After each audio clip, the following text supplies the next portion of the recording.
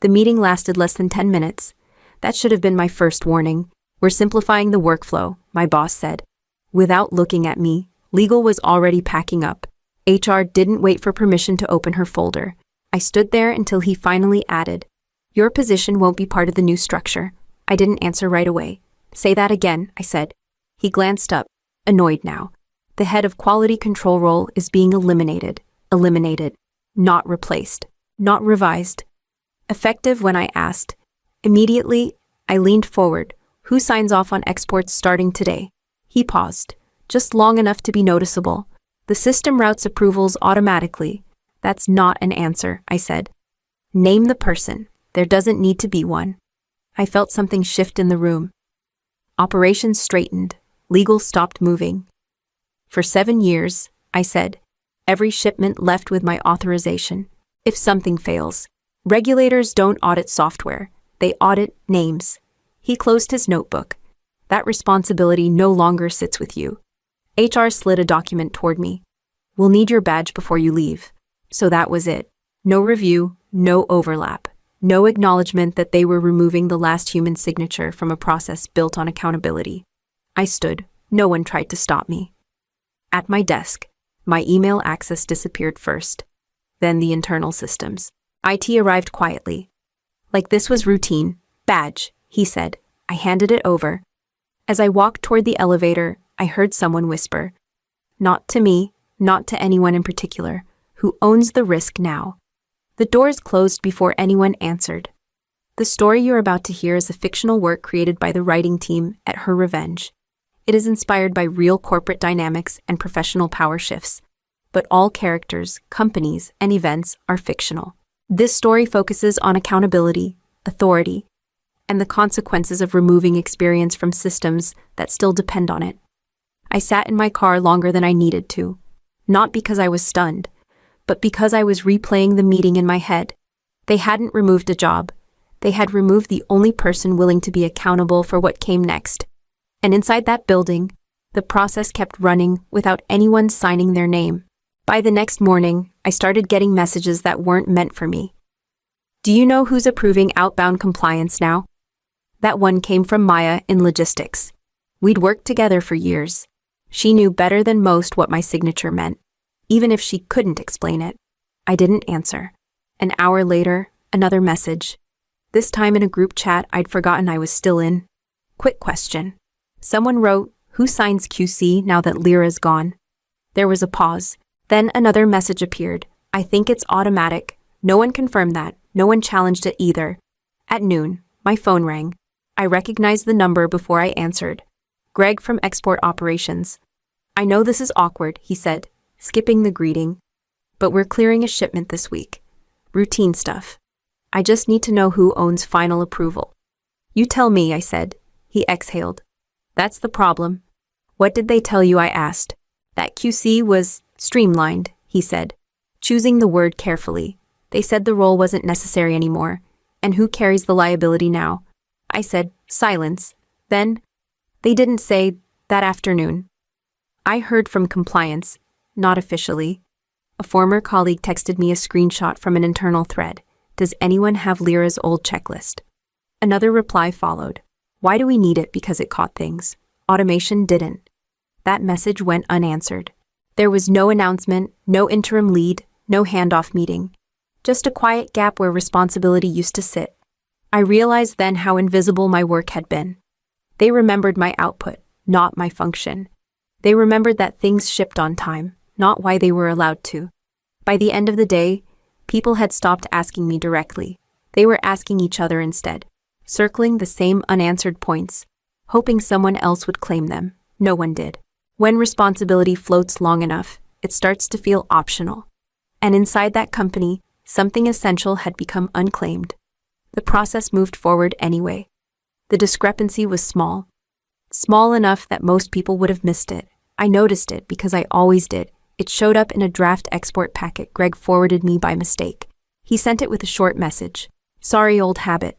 The attachment sat there on my phone longer than it should have. I opened it. The compliance code was technically valid, but the classification note underneath didn't match the destination requirements. It was the kind of mismatch automation never flagged because, On paper, everything looked correct. I could have fixed it in minutes. My phone rang before I could decide. It was Maya. Please tell me you're still catching things, she said quietly. Off the record, I'm not in the process anymore. I said, I know, she replied. But this doesn't look right. It isn't, I said. She hesitated. So, what do we do? I closed the file. You escalate it internally. To who, she asked. That's not my call, I said. The line stayed open. I could hear her breathing, controlled but tight. You always handled this, she said. You'd flag it and explain it and make it disappear before anyone noticed. That was when I had authority, I said. I don't anymore. There was frustration in her silence now. So you're just letting it go. I'm letting the process work the way they redesigned it, I said. Without me. After we hung up, I sat there with the file open again. One correction, one email. I could still save them from a problem they didn't see yet. But I could also picture the meeting afterward, the explanations, the quiet shift of responsibility back onto me, without the title or protection that came with it. I deleted the attachment. That was the moment I drew the line, not out of spite, out of clarity, no responsibility without authority, no fixes without ownership. They had removed my name from the process. I wasn't going to quietly put it back. I set my phone down and walked away, knowing the system would keep moving, and this time, whatever happened next would belong to the people who decided I no longer needed to be there. I heard about the shipment from someone who didn't know they were warning me. Big one coming through Savannah, Greg said over the phone, trying to sound casual. Largest this quarter. I didn't respond right away. Everything good on your end, he added. I mean former end. What's the value, I asked. He hesitated, then said it anyway. $8 million. I closed my eyes. And who signed off? Another pause. Longer this time. The system cleared it, he said. All green flags. That wasn't my question, I said. They said QC isn't a gate anymore, he replied. Just a monitoring layer. A layer that doesn't sign, I said. That's what automation's for now, he said. A little too quickly. They're confident. I could hear voices behind him. Someone urging him along. The company was already moving. Once logistics commits, everything downstream assumes approval exists somewhere, even if no one can point to it. You should know, Greg said, lowering his voice. People asked about you, just briefly. And I said, they were told the role was obsolete, he said. That technology covers it. I pictured the packet moving through the system, the fields populated, the boxes checked. Everything neat and defensible until the moment someone external asked for the one thing automation couldn't provide. Did legal review it? I asked. They reviewed the framework, he said, not the classification nuance. That nuance was my job. I said, I know, he said. I just thought you should hear it before it ships. Thank you, I said, and meant it. After we hung up, I sat with the information longer than I wanted to. $8 million moving without a final human signature. Not delayed, not flagged, approved because no one was left to say no. They weren't reckless. They were confident in a system that had always worked because someone like me had been correcting it quietly. By the time the shipment cleared the port, the decision had already been made without me. And once it left, whatever came next would be too late to stop. The email arrived at 7:12 in the morning. I recognized the sender before I opened it. International Compliance Team, external partner. The kind of address that never wrote unless something had gone wrong. The subject line was short, export shipment hold. I opened it and read the first line twice. We do not see Lyra's approval on the final compliance packet. That was it. No greeting, no explanation, just a statement of fact. My phone started ringing before I finished the email. Greg again. They stopped it. He said, breathless. The entire shipment. On what grounds? I asked. Missing final authorization, he said. They're asking for you by name. By 8 o'clock. The company group chats were on fire. Someone forwarded the email internally. Then legal replied, all. Then compliance joined in. The same sentence kept reappearing, copied and pasted like it might change meaning if repeated often enough. We do not see Lyra's approval. At 8:30, Maya called. They're in a conference room with legal, she said. No one understands how this happened. They removed the role, I said. I know, she said. They're realizing what that actually meant. At 9, an unfamiliar number came through. I answered it anyway. Lyra, This is Daniel from Corporate Legal, the voice said, fast and controlled. We're reviewing the rejection notice. Can you confirm you did not sign the shipment I wasn't authorized to? I said. There was a pause. But historically, you would have. Historically, I had the authority. I said, you removed it. Another pause. This one heavier, so the shipment has no accountable signatory. He said, that's correct. I said, by mid-morning, the tone shifted from confusion to urgency.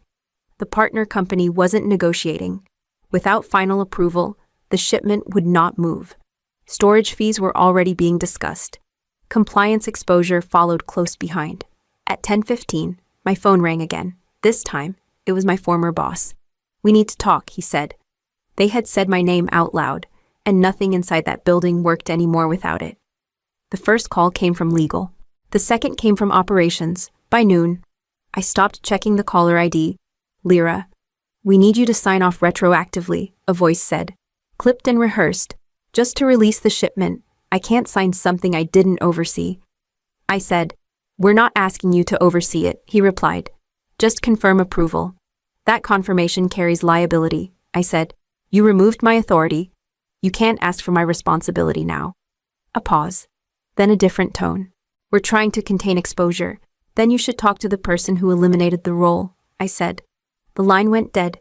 10 minutes later, Maya called. They're saying this is temporary, she said. That you can help as a consultant. I don't consult on accountability. I said, I either own the decision or I don't touch it. She lowered her voice. They're scared. I know, I said. At 1 o'clock, Daniel from legal called again, this time with someone else on the line. Lyra, this is Mark from executive leadership, a new voice said. We respect your position. We just need a solution. A solution would have been a handoff, I said. Or a replacement. Or a delay. You chose none of those. We're willing to reinstate your approval for this shipment only, he said. On what authority, I asked. Silence. Then, we'll document it. Documenting after the fact doesn't change responsibility, I said. It shifts it. Mark exhaled sharply. You're being difficult. I'm being precise, I said. There's a difference. The last call came from my former boss. He didn't soften his voice this time. Sign it, he said. We'll handle the rest. You already handled it, I replied. When you told everyone my role wasn't necessary. That's not what I meant, he said. It's what you did. I said, and now the process reflects it. When I hung up, the phone finally went quiet. Inside that silence, the power had shifted. They could ask, they could pressure, they could imply, but they couldn't put my name back where they had removed it, and without it, nothing moved. The meeting was scheduled as a courtesy. That was how legal framed it. We want clarity, Daniel said as the screen filled with faces I recognized. Compliance, operations. 2 executives who hadn't spoken to me once before that week. No, I said. You want a way out? No one corrected me. Daniel nodded once. Walk us through your process. Line by line. I didn't open slides. I didn't need notes. Quality control wasn't a review step, I said. It was final authority. Every export required a human signatory who verified classification, destination compliance, and risk exposure. Mark leaned forward. Automation handles most of that. Automation flags. I said, it doesn't decide. Daniel raised a hand. Explain the difference. Flags tell you where to look, I said. Decisions tell you who is accountable when regulators ask why a shipment moved. Someone muted themselves too late. I heard the exhale. When my role was removed, I continued. You didn't remove a task. You removed ownership. No one else was assigned that responsibility. Mark spoke again. We assume the system you assumed incorrectly, I said. An assumption doesn't transfer liability. Daniel glanced down at his notes. If we reinstated your authority retroactively, that would create a false record, I said. And a bigger problem. Silence settled. This one didn't feel confused. It felt final. So this is about revenge, someone said, not looking at me. I shook my head. This is about exposure. I'm not withholding help. I'm refusing to carry responsibility without authority. Mark's voice tightened. There has to be a workaround. There isn't, I said. That's the point of controls. Daniel closed his folder. Then the shipment remains blocked. Yes, I said. And the liability stays internal. Yes. No one argued after that. They didn't thank me. They didn't apologize. The meeting ended the way it began, abruptly and without resolution. But something had changed. For the first time since I was let go, they weren't asking me to fix the problem. They were calculating who would answer for it. The audit didn't begin with accusations. It began with timelines. Daniel called me once the report was finalized. His voice was different now, slower, measured. They traced it, he said. From the shipment rejection backward. Where did it stop, I asked. At the day your role was removed, he said. The document circulated internally that afternoon. I didn't need to see it to know what it said. Compliance gaps don't hide when you remove the last checkpoint. They line up neatly. One decision after another, until they point somewhere specific. Mark called an hour later. He didn't open with pressure this time. The audit names the decision, he said. And the person who made it, I waited. The removal of Quality Control Authority, he continued, was flagged as the root cause, and the liability I asked, he exhaled. Internal. By the next morning. Finance confirmed the numbers, storage penalties, contract delays. The rejected shipment alone carried a loss exposure of $8 million. That figure was now printed in a summary no one could ignore. Procurement lost its exclusive window with the partner. Compliance issued a corrective action plan that would take months to satisfy. The damage wasn't dramatic, it was procedural. That made it worse. Daniel called again, this time to inform, not to negotiate. The board accepted the findings, and I said, the executive authority responsible for eliminating QC has been suspended from operational decision-making, he said. Signing power revoked. I pictured the meeting without imagining it. No raised voices, just documents passed across a table. They're mandating reinstatement of final approval controls, Daniel added. Non-negotiable. Understood, I said. No one asked me to return. No one asked me to fix anything. The system didn't need sentiment, it needed accountability. And it had found it. When processes break, people look for shortcuts. When systems answer back, they leave records. This one was complete. The board didn't argue about the number, they argued about timing. It's already accounted for, Daniel said during the call, his tone flat. The loss is booked. $8 million, someone repeated. Like saying it twice might reduce the weight. It's not just the shipment, finance added. It's penalties, delays, and the canceled exclusivity window. No one spoke after that. When the meeting reconvened later that afternoon, the language changed. Less speculation, more decisions. The authority to approve exports will no longer sit with operations, the chair said. It will return to quality control. Mark cleared his throat. Permanently, yes, the chair replied. Non-removable. The word landed cleanly. And the previous approval structure, someone asked. Reinstated. The chair said. With documented ownership, Mark didn't speak again. I wasn't in the room, but I was named in the minutes. Not as an employee. Not as a solution, as a reference point. Final approval authority must be independent. The document read, as it was prior to removal. Daniel called me after. They accepted full responsibility. He said, no appeals. And Mark asked. He no longer signs anything operational, Daniel said. His scope has been narrowed. I imagined his office, unchanged. Same chair, same view, less power. They didn't ask me back. I said, no, Daniel replied. They didn't. The company absorbed the loss quietly. There was no announcement, no apology. Just a recalibration that would live in policy long after the people involved moved on. $8 million became a line item, a lesson written in permanent ink. They had called my work redundant.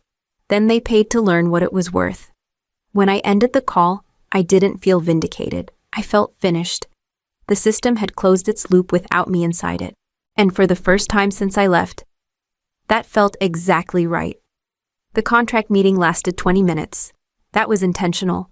Final approval authority sits with you, the attorney said, sliding the document across the table. Not advisory, not conditional. I read the clause twice. Clear language, no workarounds. And if someone tries to bypass it, I asked, they can't, she said. The process locks without your sign-off. The CEO across from me nodded. We don't want efficiency without accountability, he said. We want both. I picked up the pen and signed. My name looked steadier than it used to, not because I felt vindicated, but because nothing about this required proving myself. After the meeting, my phone buzzed, a familiar number. I heard you landed somewhere new, Daniel said. They wrote your role into policy. They did? I said. He hesitated. For what it's worth. The board still talks about the loss. I'm sure they do, I replied. They don't call it a mistake anymore, he added. They call it a lesson. I ended the call and closed my laptop. No alerts, no escalation threads, no pressure to rescue a process that didn't respect its own controls. A week later, I met my new team. The first question came from operations. If something doesn't look right, she said, do we stop the line? Yes. I said, immediately. No one flinched, no one argued. That told me everything. Later that day, I filed my first approval. One shipment, clean classification, clear ownership. When I signed, the system acknowledged it, not because it needed my ego, but because it needed a name. I used to think being needed was the same as being valued. It isn't. Being needed means people depend on you. Being understood means the system protects your role even when you're not in the room. If your work only matters when you're quietly fixing what others don't see. The problem isn't your position, it's the structure around it. True authority isn't proven in emergencies. It's written into the process before anything goes wrong. They didn't fire me because I was unnecessary. They fired me because they never understood what kept them safe, and understanding always comes after the cost.